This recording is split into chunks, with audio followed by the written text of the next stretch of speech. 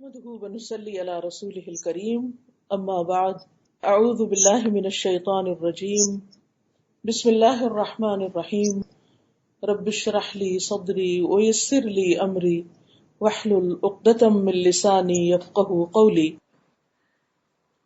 یہ کہتے ہیں کہ گھر کے لیے بھی ویسا ہی ایک دستور اور قانون ہو جیسے کسی ریاست یا ملک کے لیے ہوتا ہے. کسی بھی آرگنائزیشن کے لیے، کسی اسکول کے لیے، کسی کلب کے لیے، کسی جگہ بھی جب چار انسان اکٹھے ہوتے ہیں تو وہ اپنا کچھ اکٹھے رہنے کا اصول ضابطہ بناتے ہیں. ڈاکٹر عبد الکریم بکار یہ شامی شہری ہیں، سیریا کے ایک شخص ہیں، اور معاشرے میں ذات اور اجتماعی تعلق اور تربیت اور اسلامک ریوائول پر ریسرچر ہیں. دنیا بھر میں اپنے منفرد مقالات کی بنا پر جانے پہچانے جاتے ہیں. اسی موضوع پر 40 سے زیادہ کتابوں کے مؤلف ہیں، یعنی اسی ٹاپک پر انہوں نے 40 بکس لکھی ہیں. سعودی عرب کی ہر یونیورسٹی میں پڑھا چکے ہیں، یعنی جا کے وہاں پر لیکچرز دے چکے ہیں.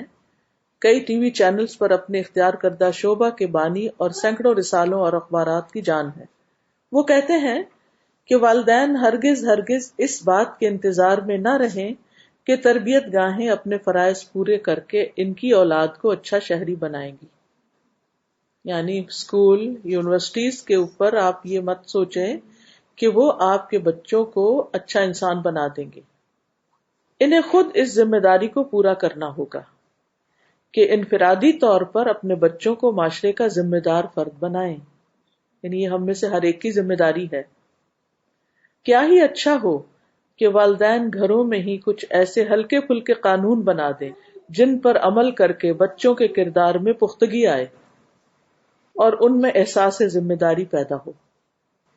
تو کیا کریں؟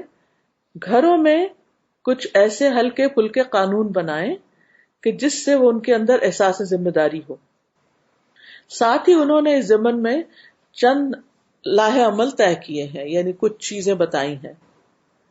والدین کو ان میں جو مناسب لگے وہ اختیار کر لیں یا ان میں کچھ کمی بیشی کر لیں. نمبر 1، گھر کے اصول یا قانون کیا ہیں؟ گھر کا ہر فرد نماز کو اس کے وقت پہ ادا کرے گا. یعنی دس از اے رول. جیسے کلاس روم رولز ہوتے ہیں، ایسے یہ بھی رولز ہیں کہ گھر کا ہر شخص نماز کو وقت پہ ادا کرے گا. نمبر 2، برائے مہربانی اور شکریہ کے کلمات بنیادی ضوابط ہوں گے جن سے کوئی بھی بری نہیں ہوگا. ہر ایک کو شکریہ بولنا ہوگا اور ہر ایک کو پلیز کہہ کے بات کرنی ہوگی. نمبر 3، کوئی مار پٹائی، کوئی گالم گلوچ اور کوئی بھی لان تان والی ایسی بات نہیں ہوگی جس سے بدذوقی کا احساس ہو. یعنی گھر میں فاؤل لینگویج یوز نہیں ہوگی.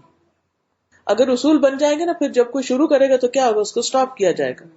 نمبر 4، اپنے محسوسات اور خیالات کو ادب اور احترام اور وضاحت کے ساتھ بتا دیں کہ آپ کی ایکسپیکٹیشنز کیا ہیں. How do you feel. دوسرے کو بتا دیں کہ آپ کو کیا چیز اچھی نہیں لگتی. بس آپ سو رہے ہیں تو آپ کو نہیں پسند کہ کوئی آپ کے کمرے کی لائٹ کھول دے یا کوئی شور کرے باہر، یا جو بھی آپ کے رولز اینڈ ریگولیشنز ہیں. یا یہ کہ آپ ایک ٹائم فکس کریں کہ ہم عصر سے مغرب کے بیچ میں آدھا گھنٹہ 15 منٹ ہم بیٹھیں گے اور ہم سب مل کے کوئی اچھی کتاب پڑھیں گے، بک ریڈنگ کریں گے یا قرآن پڑھیں گے یا جو بھی، ان کے ساتھ رولز بنا لیں. نمبر 5، جو کوئی بھی جس چیز کو دروازہ، کھڑکی، ڈبہ، پلیٹ کھولے گا اسے بند بھی کرے گا. کچھ گر جائے تو اسے خود اٹھائے گا، یعنی گر گیا تو امی اٹھا لیں گی پیچھے سے، اور اس جگہ کو اس سے زیادہ صاف کر کے چھوڑے گا جیسے پہلے تھی.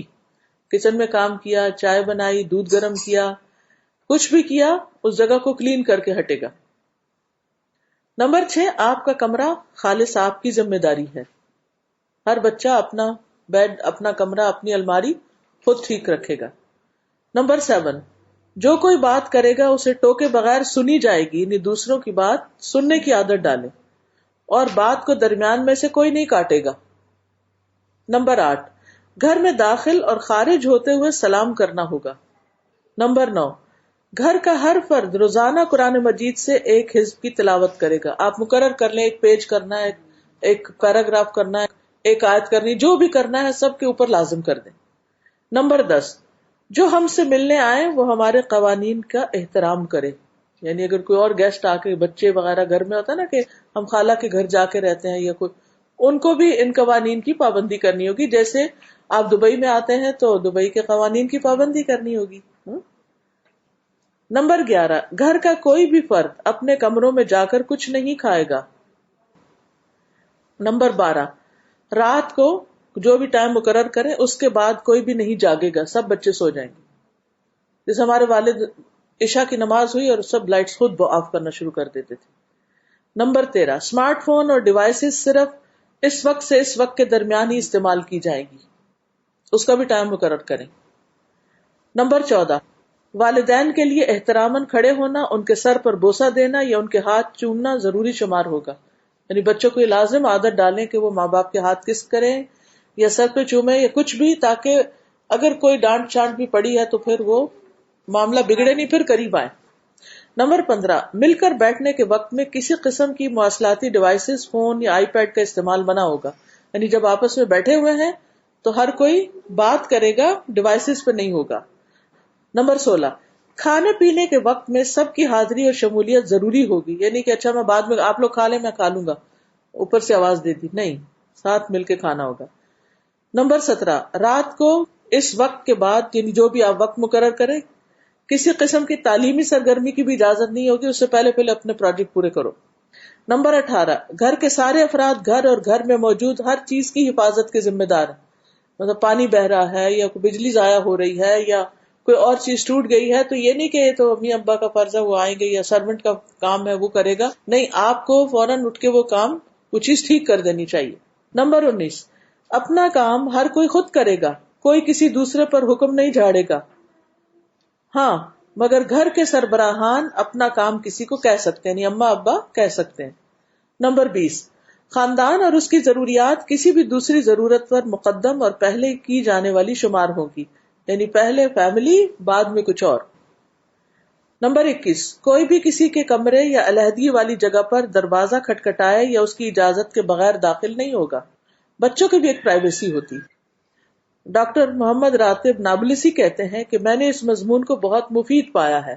والدین کو چاہیے کہ اسے اہمیت دیں، کیونکہ اولاد کی تربیت ایک ایسا مشکل کام ہے جسے ہفتے کے 7 دن اور دن کے 24 گھنٹے کرنا ہوتا ہے.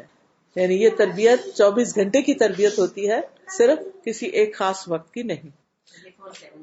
جی 24/7 جاب ہے. وآخر دعوانا الحمد للہ رب العالمین. سبحانک اللہم وبحمدک اشہد ان لا الہ الا انت استغفرک واتوب الیک. السلام علیکم ورحمۃ اللہ وبرکاتہ.